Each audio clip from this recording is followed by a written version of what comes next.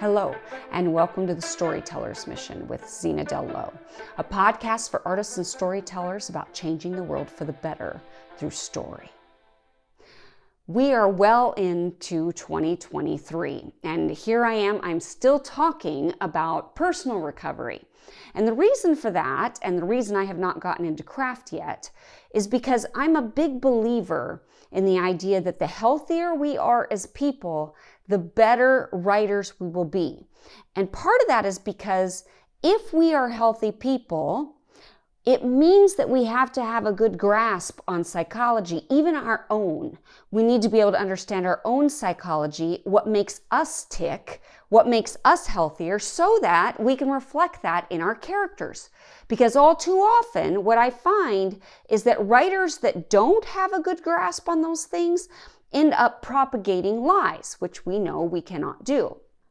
So if you are ready, rip-roaring ready to get into some craft issues, just know I'm building a foundation for that. We're almost there where I'm going to dive into craft really, really deeply. But in the meantime, there's still just a couple more things I'd like to address to lay a foundation for a healthy 2023 so that we can be the best artists possible. So to that end, I want to talk about something that is happening in our world today, and I'm seeing it all the time, and you probably are too. If you're going through Instagram and you're watching people's reels or you're reading people's stuff, you're seeing a lot of this stuff. You're seeing a lot of this language that can be very confusing because it starts to sound the same, and sometimes it's difficult to differentiate between what is actually healthy and what isn't.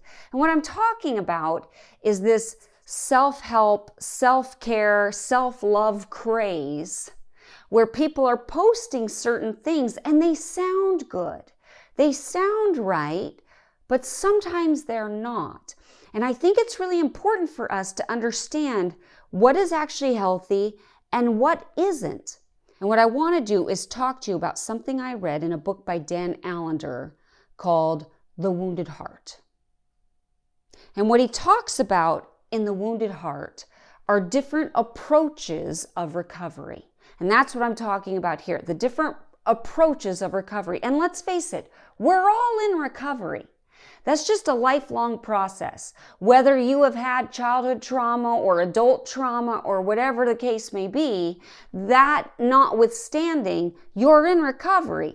Just living life, as we know, is going to bring suffering and pain. And by virtue of the fact that we're human, we have flaws. We just do. So no matter where we are in life, we should be on a road of self-improvement. If you prefer that term to recovery, that's fine, but it's all the same. It means that we are trying to improve ourselves, that we are trying to not make the same mistakes we did yesterday, that we're trying to make different choices today to improve our outcomes, to improve the results, to make our lives better, to be able to accomplish more and be more and step into the heroic, authentic self that we were meant to be, right? That's what life is sort of about. It's a constant process that never expires. We never arrive. We just simply cross the next line and then we start with the next task. It's an ongoing dance that never ends. But that is what we're doing. So whether you're in recovery or just constantly trying to improve or whatever the case may be, we are all in this together. And as a result, there are two different types of approaches that we can take to accomplish this. And it's very important, very crucial that we understand these different approaches because one of them, I believe, leads to really beautiful fruit, and the other one, I believe, leads to death. By way of explanation, I want to talk about something that Dan Allender talks about in The Wounded Heart. Now, if you know anything about The Wounded Heart, it is for adult survivors of childhood sexual abuse. And he's basically trying to help people who have established bad styles of relating because of the trauma wounds that they have. He's trying to help them heal. and learn different ways of relating with others. Now, there's a lot that he has to say about this, but one of the things he talks about, which is critical for what we're talking about today, is that there are basically two approaches to recovery or self-help. And one of them is sort of the secular approach, although there's plenty of faith people who are doing it. But the secular approach tends to be about boundary setting, and it tends to be where people lay down the law and they basically make demands of others and say, these are my issues and your job is to accommodate them. And by the way, this is exactly what's happening in the world today. This approach is exactly what's happening in the world today. When people struggle with this or with that or whatever the issue, it's no longer a request for us to tolerate them or to give them grace as they grapple with something. Rather, the demand is, no, you accommodate me. There is a subtle difference. There is a subtle difference between, gosh, this is something I'm struggling with, and if you could just give me some extra grace while I'm struggling through this, that would be great. And this is something I struggle with, and so your job is to make me feel better, and your job is to not do anything that triggers me, or else you're a hater. And that tends to kind of be the approach that's happening today. We see it all over with transgender stuff, with the woke movement, with most of the controversial topics today. When you approach the world with that approach, you make demands. Everybody else is supposed to accommodate you. And it's actually really selfish. And so what happens is these people set boundaries, and boundaries are good. I'm a big believer in boundaries. But they set them in a way that is actually ultimately reveling in their selfishness rather than doing it from the point of view of love. And this can be some very tricky stuff that we're talking about. There can be some very fine lines here. And I can't always answer what those lines are, but that's what we're trying to do right now, is to try to define what some of those lines are. Now, I should say that part of the reason, and a great part of the reason, why that approach is problematic and also why it exists is because the purpose of it is to protect the person from ever being hurt. That is the primary goal, is to protect oneself from being hurt.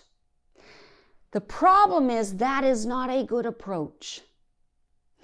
The problem is of course we all want to be protected from being hurt, but that actually isn't the goal of life. It really isn't. The goal is to be healthy, to behave in healthy ways, but the goal is actually to be vulnerable, to be able to be vulnerable, to be so healthy that we can be vulnerable with others, to be so healthy in our own wounds and our own skin that it's okay to take that risk. So we don't have to draw these hard lines because we are able to be vulnerable to others. So you can see now how this is a different approach. And this is an approach that uses a philosophy of love as the basis for the decisions that are being made. So it is a lot different. And how might that look? So let's say I'm just in a relationship with somebody who has that characteristic that a lot of people have, where they simply seem unable to see their own fault. They just don't seem able to see where they have done something wrong. And instead, they constantly feel like they're the one who's being wronged, and they justify, they explain, they defend, they accuse. They're just not able to own their own wrongdoing. Well, a worldly response to that would be to set a hard boundary, to cut that person off, to make sure they know that that's unacceptable. And Now, by way of example, this is the person who sets a boundary with you, but when they set the boundary, and by the way, I'm a big believer in boundaries, I love them, but when they set it, it's not a discussion and it's a hard-nosed line. This is the person who's setting that boundary without any regard really for your feelings or for what you need or what your position might be. And also maybe for other guests or something like that. It's not really about that. It's because of their own preferences, and it is something that they demand that other people jump through, almost like a power struggle. That's kind of what it is. It is the power struggle boundary. That's what they're doing. They're setting a boundary because they want to be in power over you. And that is a lot different than setting a boundary because of an actual need besides power, but because of a wound or because of a fear or because of an accommodation that you are asking people to make because of an issue that you might struggle with. For example, I have Lulu, and Lulu is my service dog, meaning she goes with me everywhere. So whenever I'm invited to somebody's house, and keep in mind, a service dog means she actually has a job, right? She has a job to alert me and to help me if I have a PTSD episode. And so she is legit supposed to go with me. I have paperwork and everything. So let's say I'm invited to somebody's house to have a barbecue or for some event. Well, I always contact them in advance and say, hey, listen, I have a dog. Is it okay if I bring my dog with me? And if they say no, because we're allergic or whatever, of course, I'm going to accommodate that. And in fact, if anybody said no, I would accommodate that. I would figure something out. But on occasion, I have had people say no, not because of allergies or because of some legitimate reason, but rather because it's a power struggle thing. Maybe they think I'm too dependent on the dog, or maybe they think that it's just embarrassing, or whatever the case may be, and now they're setting the boundary to have power over me, rather than because it's for the good of anything else. What I'm talking about here is the person who sets a boundary, and by the way, I'm a big believer in boundaries. I need them, I use them, they're healthy. However, there's a type of boundary where it's being set not because of an accommodation for one's weaknesses or wounds, but rather for the purposes of dominating or having control over another person. This is an inappropriate type of boundary. This is the kind of boundary you want to look for and be aware of if a person is exercising it, because it's not a boundary that's being enforced out of love. It's not a boundary that's motivated by love. And that's what we're looking for. We're looking for the kinds of boundaries, both that are being set for us and that we are setting for others.